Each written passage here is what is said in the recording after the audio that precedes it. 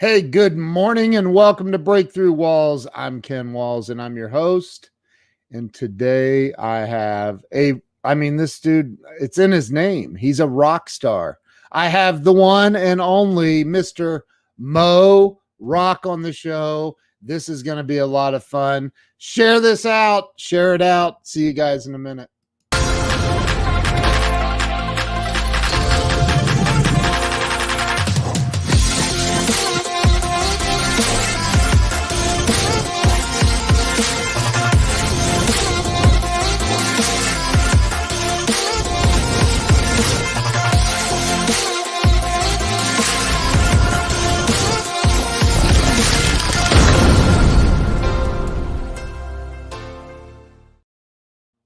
And we are back and ready to roll. Let me bring Mr. Moe Rock. Moe, welcome to the show. What's up, Ken? Dude, how you doing, man? If I was any better, my last name would be Rock. Is that right? I'm ready today to break through some walls, man. I hope the people watching are ready to break through some walls. I know I am. It's 8 a.m. here in SoCal, and we're going to get the day started running through some walls. Dude, 8 a.m. is early. It's very early, man, especially for me. I'm a night owl. I am too, man. Yeah. What's up, Scott? I would have told me no. I can't say no to you, man. You look like the quintessential nice guy, right? Like if you grab a dictionary and you look at nice guy, there's a picture of Ken. If anyone says no to Ken Walls, like there's something wrong with them, Ken is like the perfect neighbor, like I look at Ken and I think to myself, I like my neighbor, but I would replace him for Ken Walls in a heartbeat. Like Ken is the quintessential neighbor. Ken is the quintessential nice guy. Ken is a quintessential friend that you want to have. I'm not going to say no to Ken. That's like saying no to a good, like a good neighbor, Ken Walls is there. Oh, God.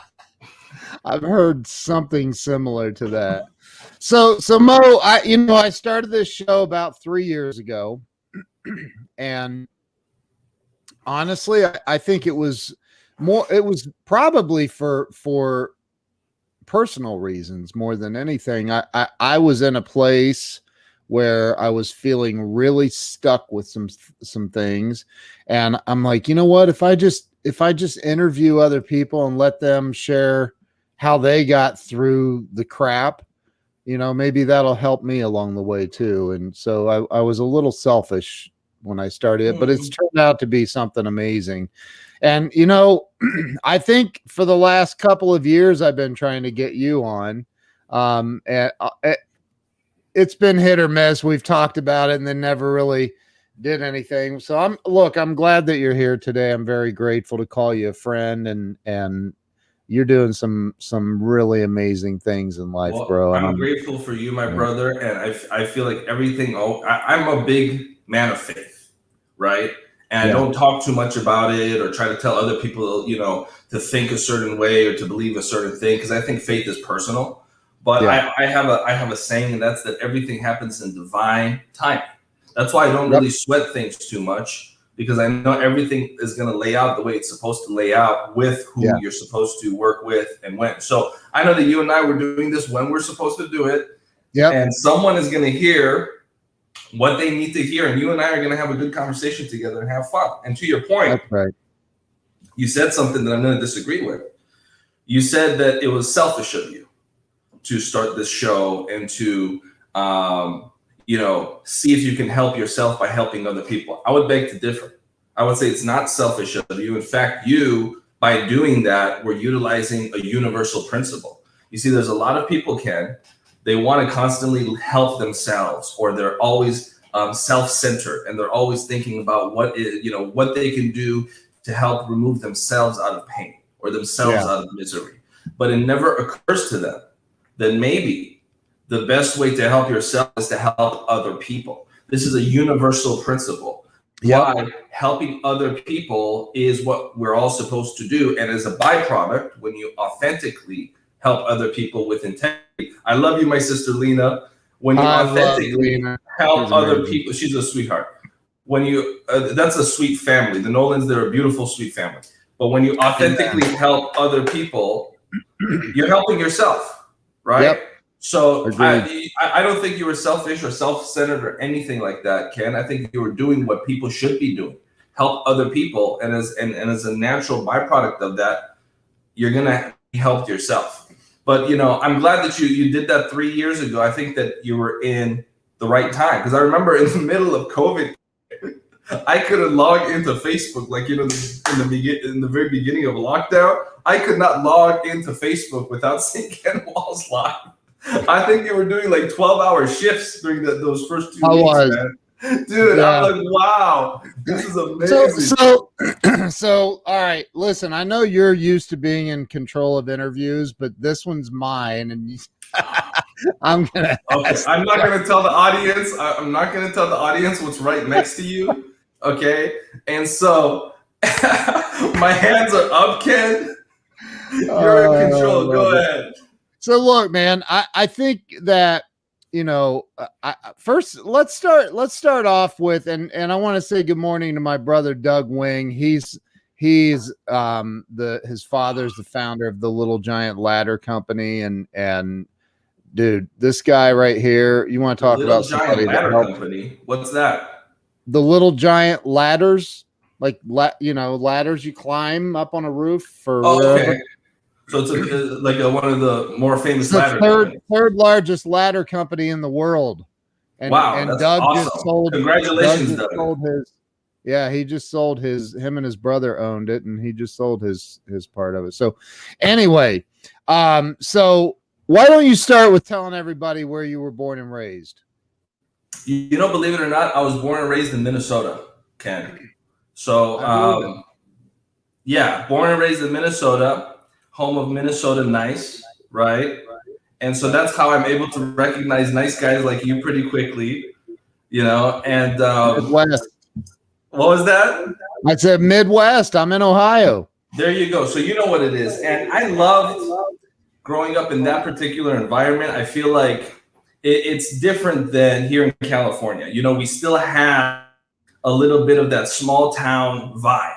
If you move to a home in the suburbs of Minnesota, in my childhood, Ken, I remember the first week moving into a new home, you would have every neighbor in your, cul-de-sac knock on the door, bring a little gift, welcome you to the neighborhood. Hey, my name is so-and-so over here. Hey, my name is so-and-so over there. And what's interesting is I remember I moved to California after school, primarily for business reasons. And I was like shell-shocked for the first year because there's none of that. I remember when I first moved to SoCal, growing up in that kind of environment, I would move into a neighborhood and say, hi, my name is Mo. I just moved here. And the guy would look at me like, what the hell do I give a shit about? Right. Why are you starting a conversation with me? And so it took me a while to realize that not everywhere is like that small town, I know my neighbor, I'm friends with my neighbor vibe, but I'm grateful that I had the opportunity to be born there, to be raised there, not in the city, but in the suburb area.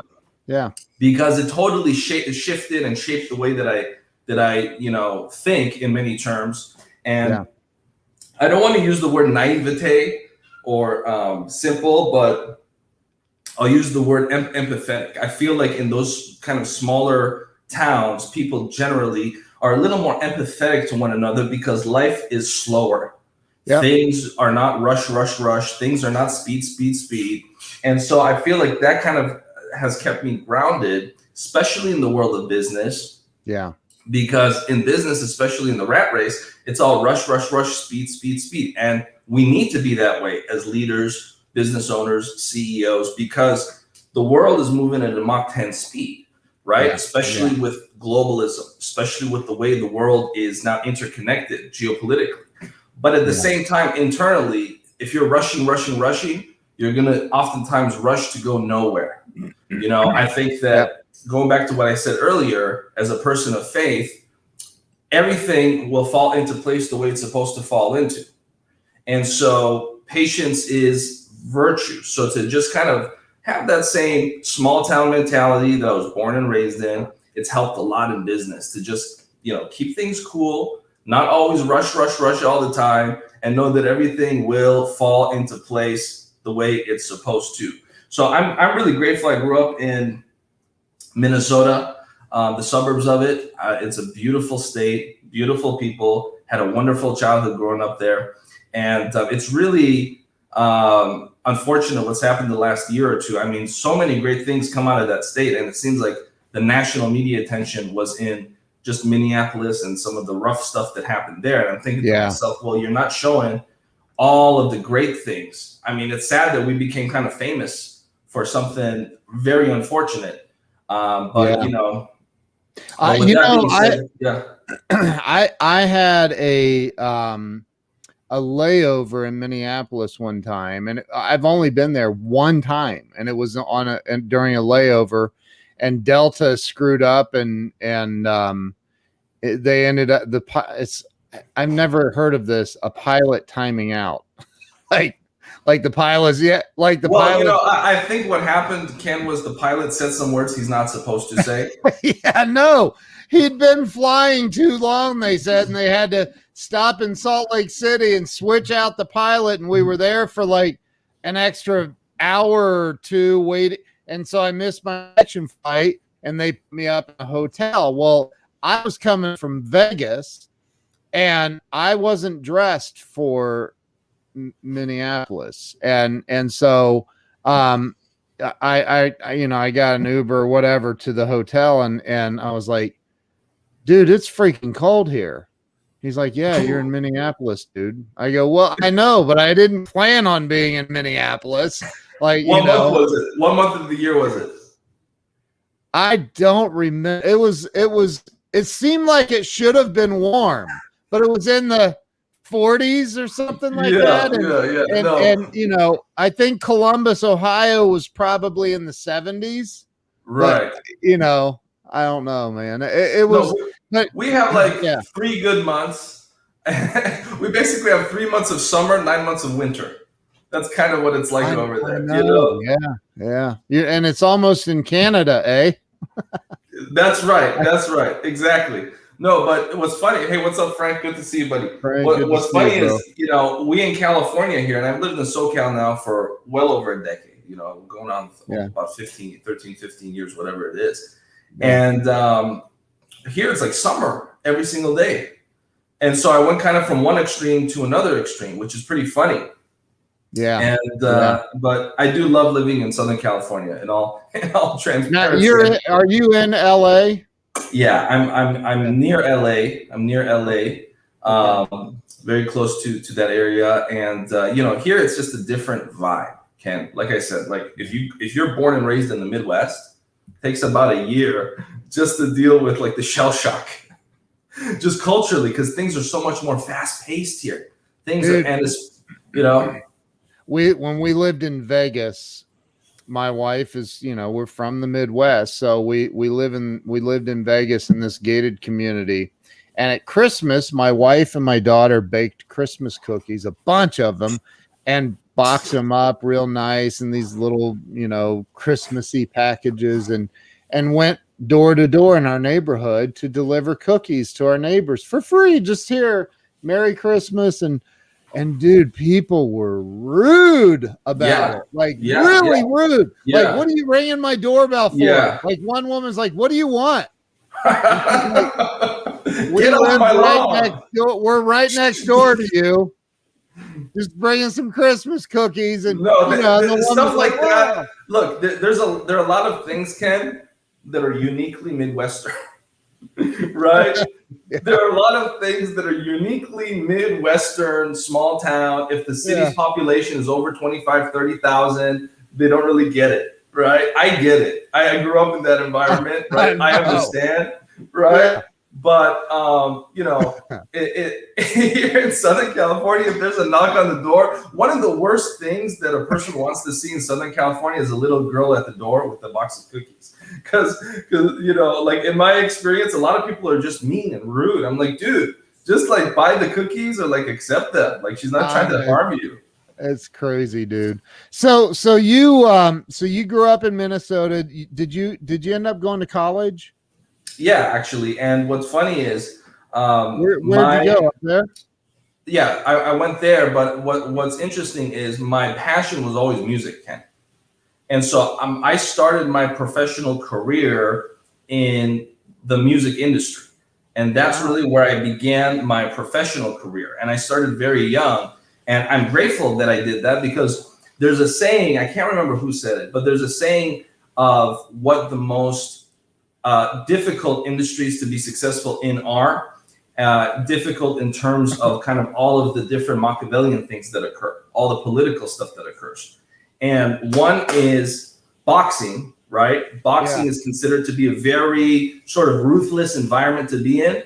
And the other is the music industry, right? And so, Ken, I want you to imagine someone born and raised in the kind of environment that we spoke about, okay? And that kind of background where it's small town, neighbors knowing each other, neighbors giving each other free cookies, baking little cookies, giving to my neighbors, they're baking cookies. And then entering the music industry, which is known all around the world. It's like one of the most competitive, toughest, ruthless environments. And so that was really a big learning lesson for me that I'm so grateful for, that I was able to learn at a very young age, because the music industry is by far one of the most cunning, difficult, tough industries to be in. I mean, well, hang on. So what do you, when you say you were in the music industry, were you like, were you a Broadway performer? Did you sing? I was a producer. And I was a pop music producer. So I would produce songs for people from all over the world.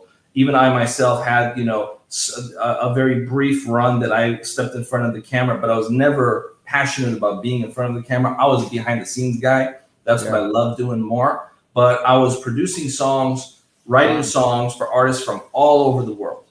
And what was interesting was my experience in that industry really helped shift, shape, and mold a lot of my background. What's up, Joe? Good to see you. We have the Ingram brothers, man. Wow. I know, man. We have Frank and Ingram Joe. I'm pumped up. We got the whole Ingram family here. I know. That's how you know you have a good show, Ken. When the Ingrams are watching, because one thing that the Ingram family is not short on is content to watch. Like, I don't know if you've ever been on Frank's Instagram. Okay. Oh my God. They don't need help finding good stuff to watch online. No. So if they're watching the Ken Walls show, that means that this is a good program, Ken. So congratulations to you. They're not struggling to find anything. What's a music producer? And I mean that I really don't know. What's that mean? And you said you went to college, but we blew past that. Where did you go to college? I went to college actually at a place called Concordia, and it was a small private college, but Moe Rock is a powerful, positive force, and incredible leader. Thank you, Rex Sykes. I appreciate the plug. That's awfully kind of you, and I certainly appreciate the love and support. But what's funny is I had the college I went to had absolutely nothing to do with my career in music at all. See, I was autodidactic with music, and the industries that I ended up in, I was largely autodidactic in as well. And so college didn't help me at all with anything in my career, at all. Wow. Truth be told, like I was asleep through half of the classes because I found most of it boring. But what did help me is my curiosity, my desire for a real world experience. Even when I was in Minnesota, there was a short period of time where I was hired by a political candidate, even at a young age, even before I graduated, to do communications work. And so I was always active in the community. I was always finding situations to get involved with. I was always out and about, letting the community know, hey, I'm here, my presence is here. And so the lesson there is that it's not so much about just studying, it's about going out, meeting people, placing yourself in different situations. That experience that I just spoke about, working for a few months on a political campaign, helped me out a lot in life as well. And when I moved to California, I made sure that my presence was known. I had meetings with people constantly in Hollywood. I had meetings with people constantly in the business, in the industry, letting them know, hey, I am here. And so I think the lesson for anyone watching is to make your presence known in your industry. Let people know you exist. Don't be shy about your presence. Have the audacity to let people know that you're here, you've arrived, and you have value that you want to provide. And so that, I think, is the greater lesson here for the people watching, is whatever industry you're in, be proactive every single day. Speak to somebody every single day, and just do it with the intention of networking for the sake of networking, not talking to someone for the sake of finding a deal, finding a close, finding someone to close a deal with. I think that a lot of people have a wrong impression. Thank you, Rex. A lot of people have a wrong impression of how business is conducted, right? Some people, they wake up in the morning and they think to themselves, man, I'm going to get a sale today, right? I'm going to find someone to sell something to. And then, I watch these people and I'm just watching from a distance, and a year goes by, 2 years go by, 3 years go by, and they're in the exact same place, doing the exact same thing, making the exact same amount of money. And they've been very, very busy going absolutely nowhere. They've been very, very busy, but not productive. They've been running around like a chicken in their head cut off, just looking for the next person to get a check from. And so the lesson is, don't be that guy, right? Build real relationships. Understand, even if we wanted to speak in terms of, economic value, understand the value of a lifelong relationship as opposed to one sale. See, too many people they're focused on a sale. A sale is a one-time transaction. But if you're focused on the relationship, an authentic, genuine relationship with someone that you're doing business with, that you love, that you care about, that you guide, that you assist, that lifelong residual value is infinite times higher than a one-time sale. And so I encourage people to focus on the lifelong residual value. I myself have created incredible working relationships with people, and those working relationships that in many cases have lasted years have had a lifelong residual value, not knowing what that value would necessarily be when I started those relationships. There are people that I've been friends with for 10 years, Ken, and on the 10th year of our friendship, we finally started to do business together, and it was a remarkable experience. But had I seen that person as just a means to an end, someone that I can sell something to, there would be no 10-year friendship. And so I encourage people, especially in today's world, stop thinking like a salesperson, start thinking like a human being, right? I agree, man. I agree. I think that I mean, you said it. Don't be just transactional and learn how to build. That's what I do. That's what I teach, is like build relationships with people. And the other thing is you never know where there's our brother Jay Nolan. You never, Jay, by the way, Ken, I have to plug Jay. Jay hit a 340. He hit a 340 in professional baseball. Not a lot of people know that. I knew that, and I want to know what the heck happened the other 6.6 times at bat, dude. I'm totally kidding. Dude, I've actually played real men's league baseball against semi-pro pitchers throwing 90+ mile an hour fastballs, and you Dude, don't imagine hitting 340 with 90+ mile fastballs. No, I can't. No, I think I hit 0.1 or something. It was bad. But so look, so you became a music producer, and I know Rex was being funny. He said a music producer produces music. I get that. But here's the thing. I still don't like. I'm gonna go out and just produce music. How do you make money? Let's break it down. Okay. How do you make money doing that? Okay, so as a music producer, you wear a lot of hats.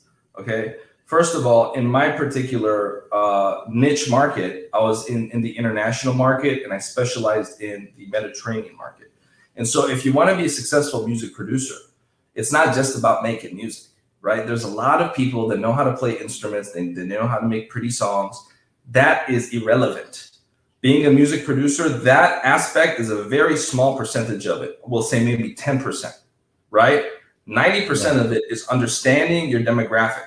So you have to be a good sociologist. You have to understand the general demographic of your target audience. You have to be a good psychologist because you have to get into the mind of the person that's going to listen to the song. Why? Because you're producing something that you want them to remember. So you have to be a good sociologist. You have to be a good psychologist, right? You have to understand the demographic. You have to understand how to get into their minds. And what's interesting, Ken, is little did I know at the time when I was producing hit songs for people all around the world that I was learning real world experience of marketing.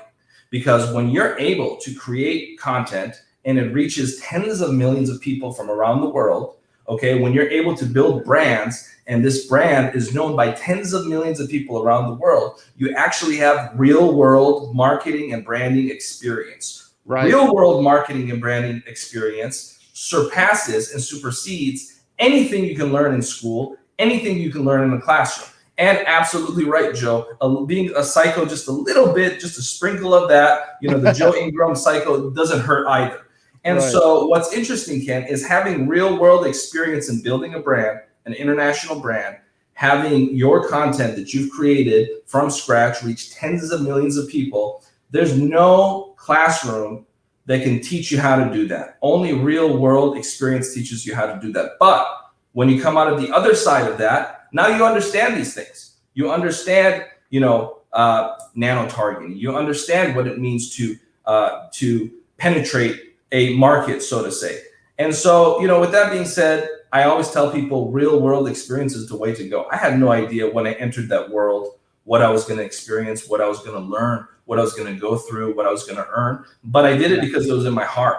I was passionate about it. Did you start this in Minnesota? I started my professional career at 15. Okay. By 19, by the time while I was still in school, I had already earned my first gold record. And so, with that being said, Ken, it was a very early grounding experience, and I'm very grateful for that. And I think that the lesson, Ken, is to get out there as soon as possible. Being someone that was born in Minnesota, you and I both know, Ken, that Minnesota has a lot of what? It has a lot of lakes. And when you see lakes, what do you see a lot of? Fish. And? Gnats. And? Boats.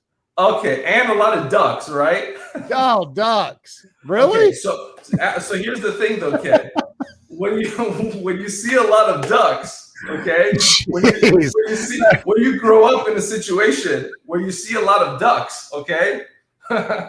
Wait, if you think that's funny, Ken, you should wait for the punchline, man. You're like, this is a good crowd. No, I like this. This is actually a good crowd. Ken, you should be able to go to any Laugh Factory for free because you're the guy that's laughing during the setup. I love that. If there's like that comedian, it took us a while to get to the damn duck. I was like, what the hell? Where are we going, man? Waves? There's a lot of waves. Right, there's a lot of waves. There's a lot of water. Right, but here's the thing, Ken. Here's the cabins. Point. A lot of cabins. When you're in a situation where you see a lot of ducks, you become uniquely qualified to know from an anthropology standpoint how ducks behave because you're around them so much. I have never seen in my lifetime, Ken, ever, not once, ducks lining up in a row. And yet, so many people are waiting for ducks to line up in a row before they start, before they take action, before they do something. Oh, I don't have enough money to do that. Oh, I don't know anyone in that industry. Oh, I just don't know what people would think because I'm just not ready for it. Oh, the ducks are not lined up for me to take action. Ducks don't line up, okay? Ducks don't line up together, right? Where did that saying come from? Joe, if you want the punchline, you go to Frank's Instagram. He's going to post it in a meme, okay? That's where the punchline is. The punchline isn't on this show. So you're waiting on your ducks to getting your ducks all in a row or lined up. Not gonna happen, dude. Don't line up. It does not happen. It's not gonna happen. So you need to get busy. Get busy making stuff happen. Dude, look, all of your followers and fans are making fun of me now. Come on, Francois. I wish, no, they're all my friends. I don't have fans. They're all my buddies. But Francois is my buddy. Shout out to Francois. I love that dude.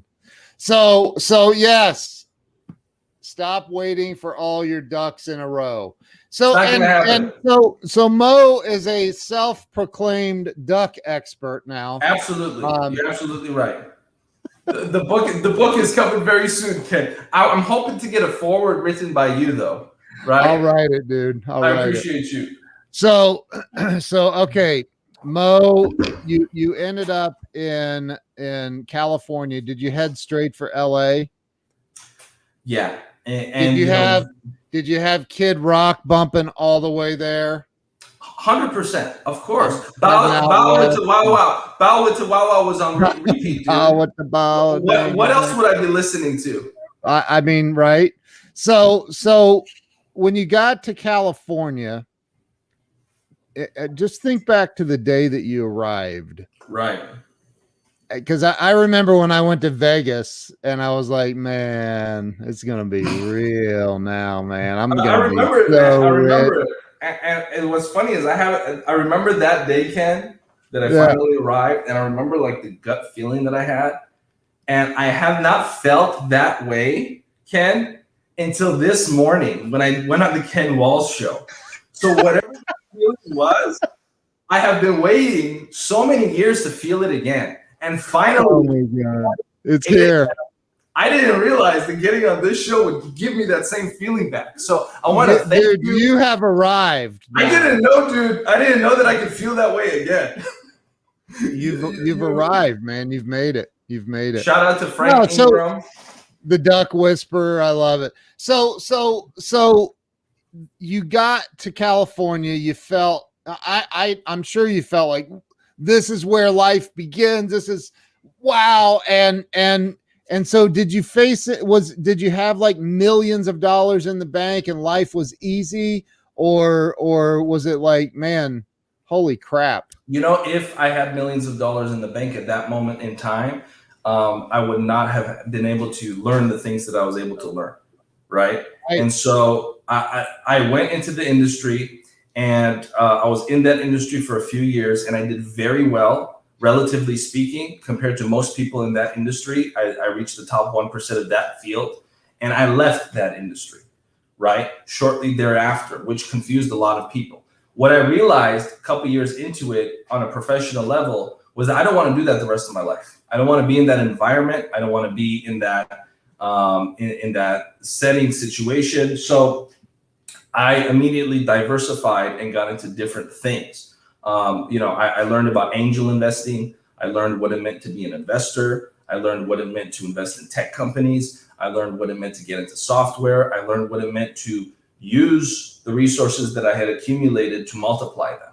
And that's where my obsession turned into the world of business. But I could not have done that without having that seed capital that I was able to obtain from that industry.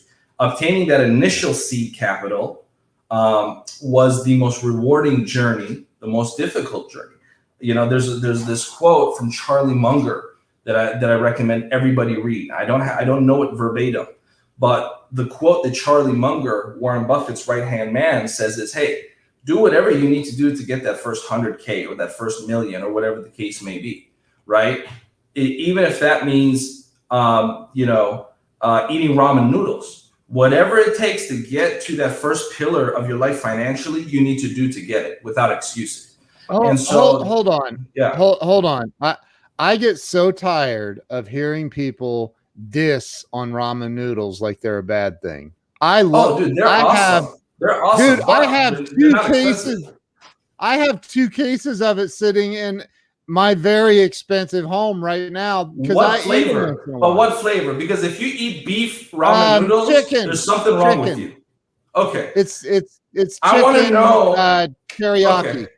chicken No. teriyaki. I don't know why you're doing chicken Good. teriyaki, buddy. The only It's ramen good. noodles, dude, the only ramen noodles a person should be eating is Maruchan chicken, not beef with like little fake pieces of beef chunks in it, not chicken teriyaki. Who knows what they're mixing? Dude, I mean, I love you. Look, Ken. I have a ramen noodle, so I only take a little bit out of the packet and sprinkle it in, and then I use some Parmesan cheese in there. Dude, you're not supposed to put Parmesan cheese in ramen noodles. Ken, listen, dude, I love you, buddy. I love you. I respect you. I don't want to rift between our dude. I don't want to rift between our friendship. I don't want you and I. I mean, look. I know that we can talk politics and have disagreements. We can talk religion, but if you're gonna tell me that chicken teriyaki ramen noodles with Parmesan cheese is the way to go. I don't know, man. Maybe we should change the subject matter. I don't want you. You and I, we get along well. You're my buddy. I'm not. Look at that! Crack an egg in the ramen. Yeah. Now we're talking, man. Look at I don't know, dude. You guys are starting to really ruffle my feathers. Okay, you're starting. You know what you're doing, Ken? You know what you're doing right now, buddy? You, sir, are grinding my gears. Okay? And I have to tell you, I don't know if I like it. Oh my God. Oh, this is fun. So, dude, so you got to LA and I'm sure that here, sprinkle some uncooked pieces on top for the crunch. Actually, that's kind of brilliant. Frank, you're onto something. Try the duck ramen. Smart. There we go, Joe. Clever. Always with the clever line. Put a little hot sauce. See, that I can live with because that's normal. All this, Parmesan cheese and chicken teriyaki. Hey, dude, have you ever had it? Buddy, I never had it. Have you ever put broccoli in your vanilla ice cream cone? I have. Oh, sure. How was it? Dude, it's not that extreme. Anyway, we can agree to disagree. How about that? But if you ever come to my house, you're trying some Parmesan cheese on your ramen noodles. Oh my gosh, God help me. Look. I thought this was a PG show, Ken. What's going on, buddy? I don't know what's happening. Are we going R? I can go R-rated if you want. No. We're gonna. So you got to LA. Things were not. They couldn't have been. I've heard so many stories.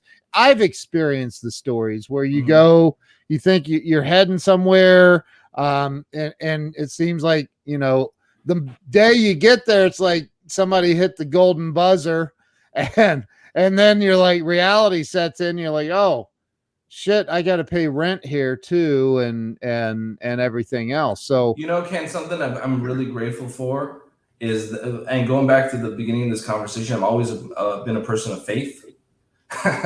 Joe's funny. Joe, you didn't know that we're all roommates? Didn't you know that the three of us live together? We have a reality show coming out. Oh my God! You should see some of the stuff that happens in this house, Joe, between the three of us, right? I mean, this morning I was arguing because I had put my favorite Pop-Tart, blueberry Pop-Tart, over there in the kitchen, and Les woke up and started eating it, dude. I'm like, come on, man. Like, I was saving that. And he said, hey, I was hungry. Yes. He looked at me and he said, Mo, you got to stay hungry. I said, Les, I didn't know that you meant that literally, dude. Like, literally, I'm about to do this Ken Walsh show, and I'm literally going to do it hungry. I mean, I thought you meant that metaphorically. And then, I opened the fridge, and there's nothing in there. And he's like, yeah, Mo, you got to stay. I'm like, dude, really? Come on, man. So, honestly, don't have roommates. The messages don't have roommates. I can't wait to get the hell out of this house.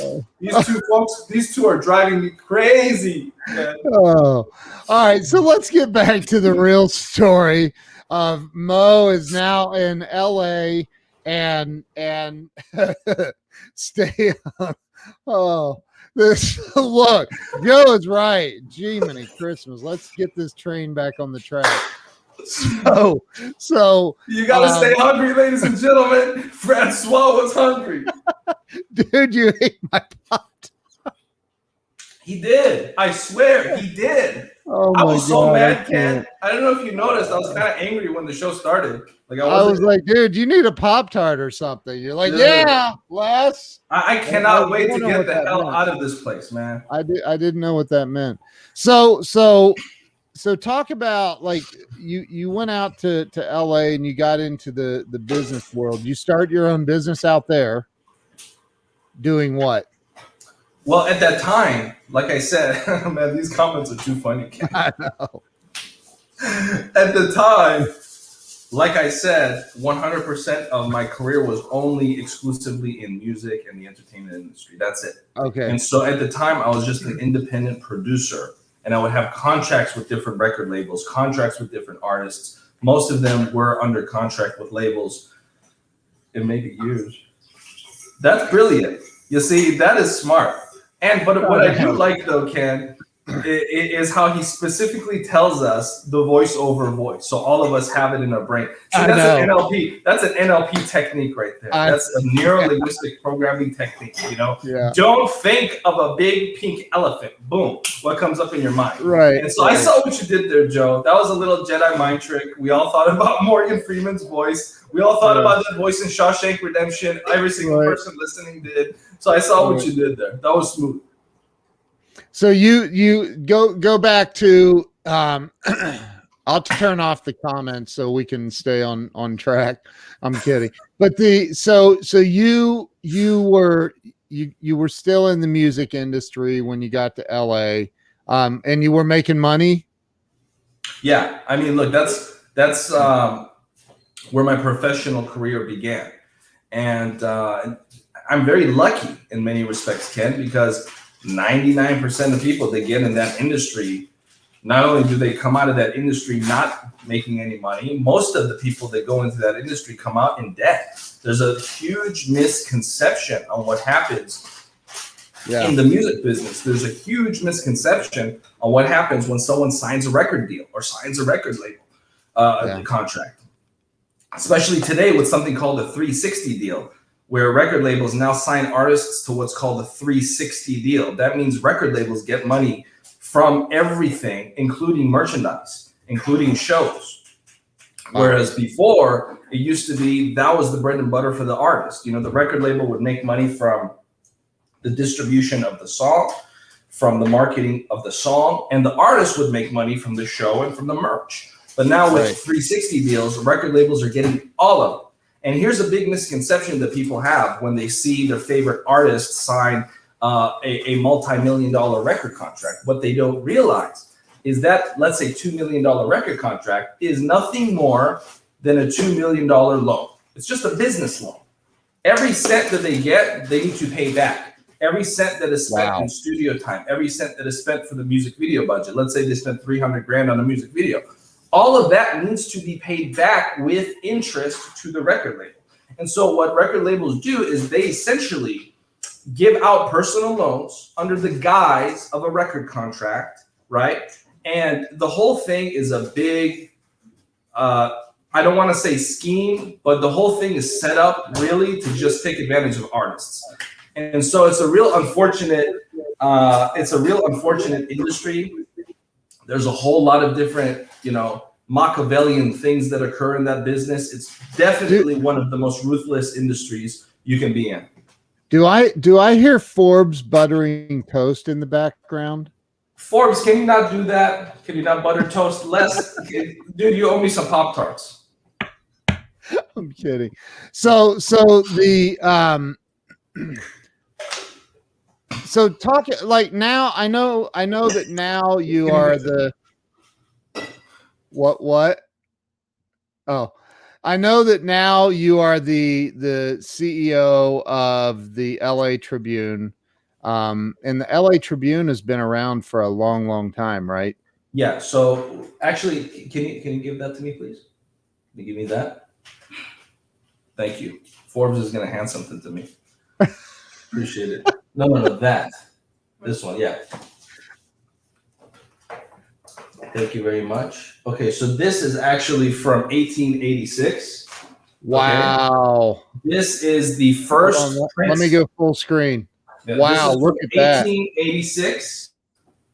I don't know if you can Wow. see it. Yeah, it's But disappearing. actually, back then, what's interesting, Ken, is newspapers were all one-sided, so there's no backside to it, and the newspaper size was different than what you see today.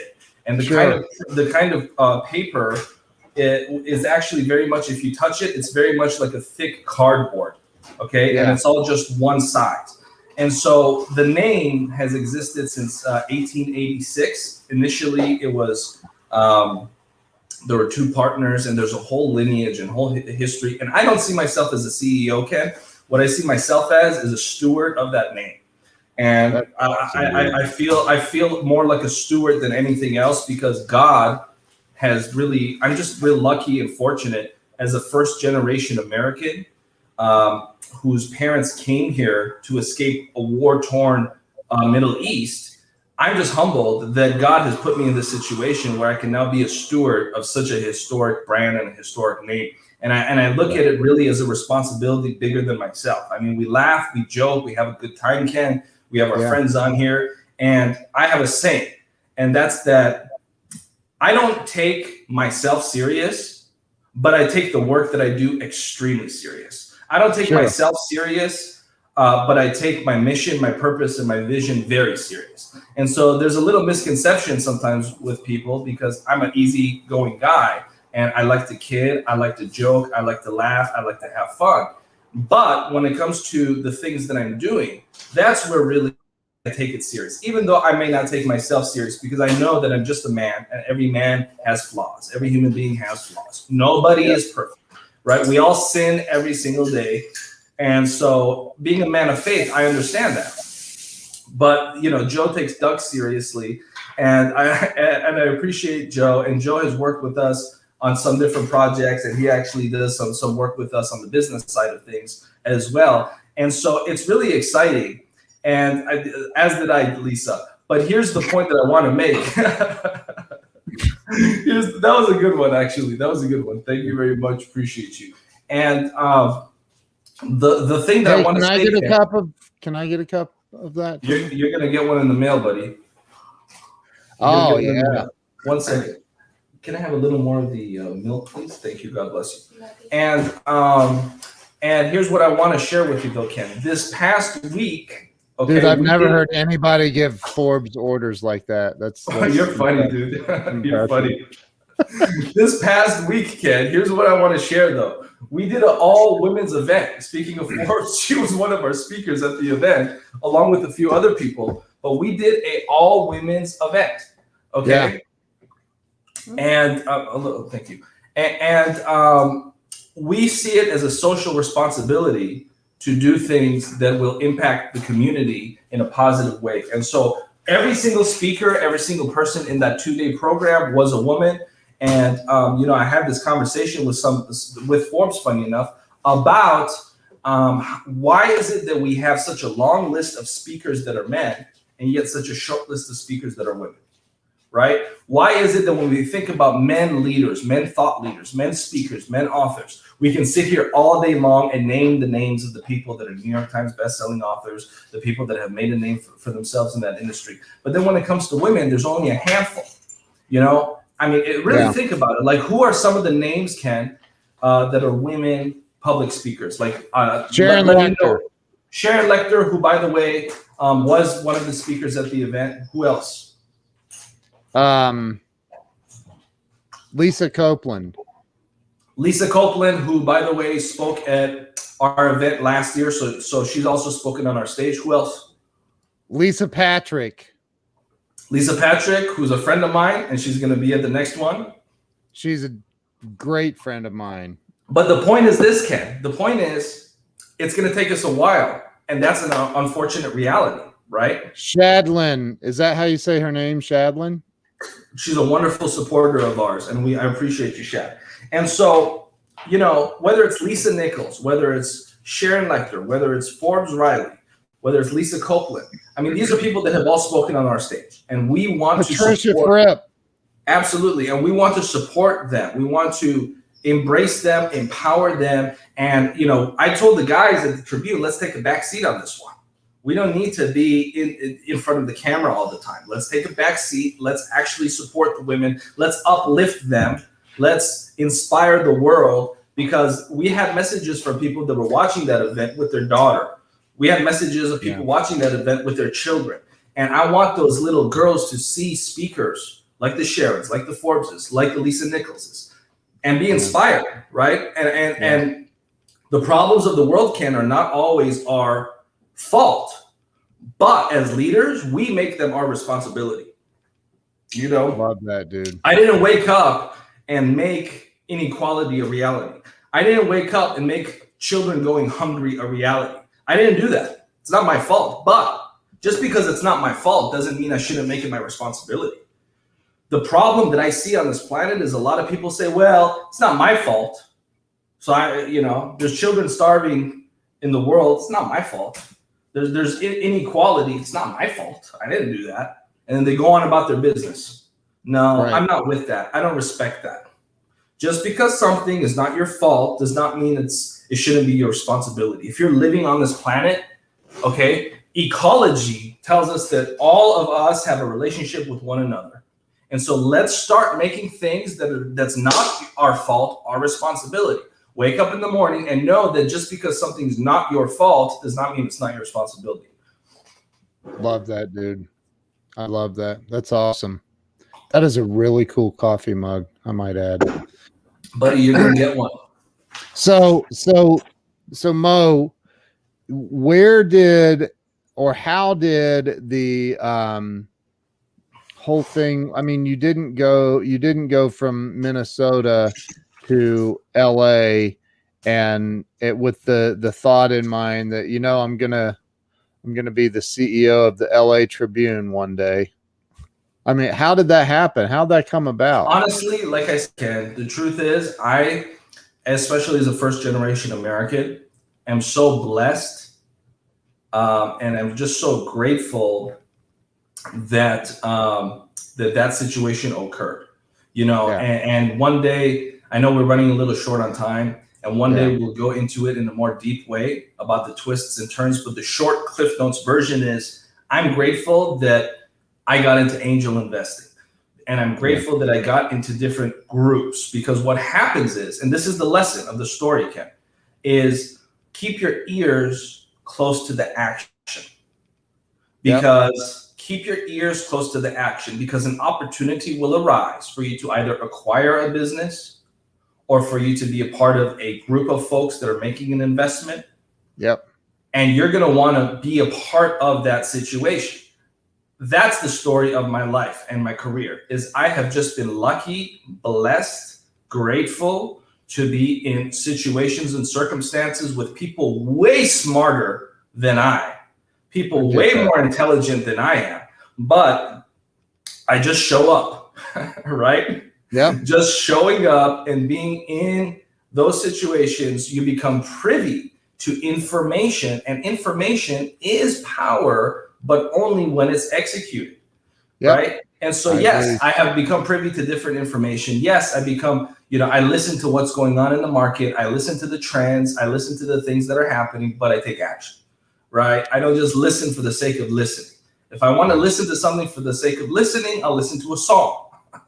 I'll listen to a song from my favorite band. If we're talking business, we need to talk about something where there's a tangible action about to occur. So being privy to opportunities, being privy to information, and then executing and having what my Yiddish friends call having the chutzpah, to actually take a chance and make an investment, There's too many people that are afraid to invest. If you're afraid to invest, don't expect the outcome of your life. If you're not going to plant seeds, how can you expect a tree to blossom with a fruit for you to pick and eat? I totally agree, dude. And so that's kind of the lesson there, is to be privy to situations where investment opportunities are in front of you and you execute on them. You take the chance, right? Yep. And you get involved in something that you're passionate about, that you can do well in. And the second part of the lesson, Ken, is to know thyself. I know, Ken, if I buy a chain of laundromats, I'm going to go bankrupt in 2 years because that is so boring to me that I'm not going to wake up and be passionate about having the #1 laundromat company in California. I just don't care. I know if I buy a chain of car dealerships, which I've had the opportunity to do in my life, I'm going to be bored. I'm not going to have the #1 car dealership chain in Southern California because I find that business boring. Right. It's about knowing myself. You know, the ancient Greeks said that the most important thing for us to know is thyself and be honest with who you are. So I'm in an industry that I'm passionate about. I'm very passionate about news. I'm very passionate about information. I'm very passionate about community involvement. As you can see, I'm passionate about the history of news. And so it's something that I wake up with a zest for. You have to have a zest for what you do. You have to genuinely enjoy what you do because business is not easy. Business is hard. And unless you love it, you're not going to be able to deal with it. You will tap out, you will throw in the white towel, and you will say, you know what? I don't love this.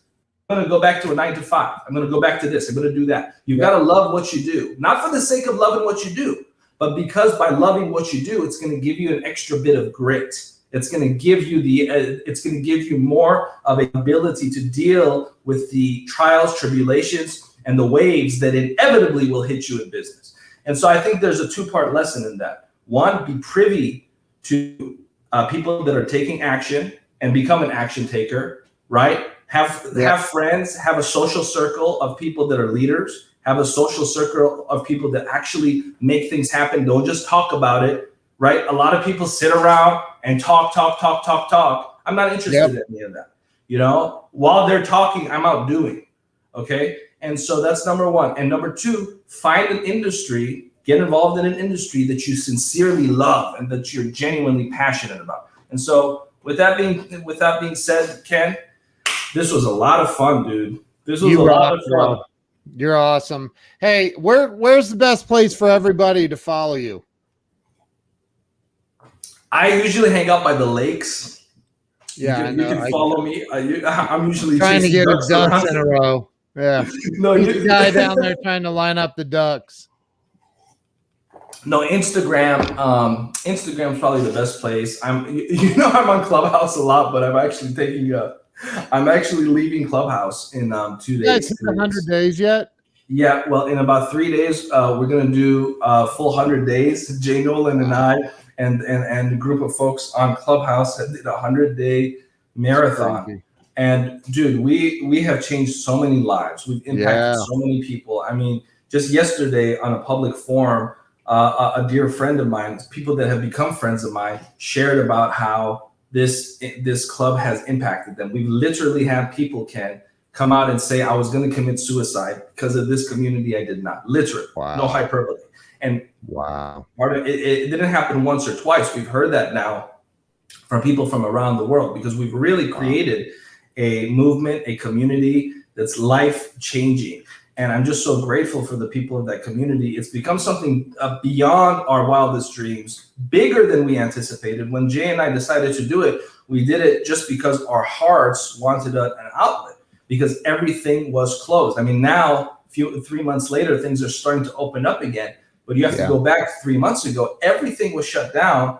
And we did not have the ability to go up on stages. We did not have the ability to travel. And both of us being speakers, both of us being community leaders and active, we had like a void missing. And we said, you know what, let's just do it digitally. And let's use this technology, not for entertainment. Let's use this technology, not for fun, but to actually make a real world impact. And we have literally saved lives. We've literally saved souls. And so for me, that's it. Like, that's a W. Like, my mission was accomplished. And we have a lot more work to do. But even if it ended today, Jay and I mean, look, we've saved lives, and we have many more lives to save. We have many more things to do. We have much more help the world needs. But the point is, man, even up until this point, it's really done my heart glad. Dude, I've been a part of it, not every day, but I've been a part of it when I can, and it's been absolutely amazing. So, everybody, what's your Instagram handle? Moe Rock, my name. Moe Rock loves you. Moe Rock loves you. That's awesome. Is there a website that people can find you on? No, I don't have a website. Funny enough, I mean, I have my team. They put something up there, but I'm not active on there. Probably the best way is just through Instagram, and for the next 2 or 3 days at least on Clubhouse. Yeah. Moe Rock, you rock, dude. Thank you for being here. I appreciate you, bro. I appreciate you, man. Too. Don't hang up on me, but I'm going to end the live stream. Thank you for everyone who's been here. If you shared this out, thank you. If you haven't shared it out, redeem yourself now and share it. Thank you, guys. Appreciate you. Mo, thanks, brother. I appreciate you, man. I love you, bro. Love you too, man. Thank you. See you guys.